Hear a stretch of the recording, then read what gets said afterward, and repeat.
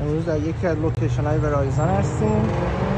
مشکل آب داشتن، از بالای سقف آب میومد تو در واقع پشت این پنجره و دلیلش اینه که معمولا اگه این بالا رو ببینید که به زودی الان نشونتون میدم یک گپی ایجاد میشه، بعد از وقتی که بارون میاد از اونجا میاد تو و میتونه اون وقت به داخل اکسس داشته باشه.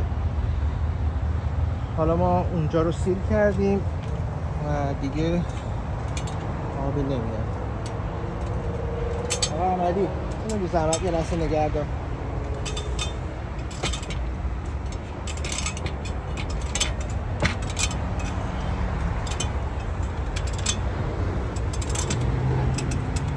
امیدوارم دوستانی که چنین مشکلی رو داشتن بدونن که باید چیکار کنن.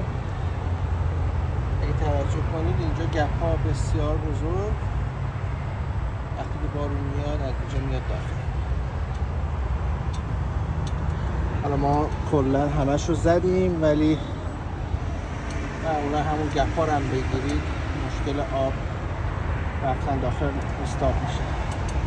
جایی که میشه فهمید اگه توجه کنید زیرش شروع میکنه رنگش عوض شدن و این دلیلش اینه که آب میره داخل و اکسس داره به لیر داخلی.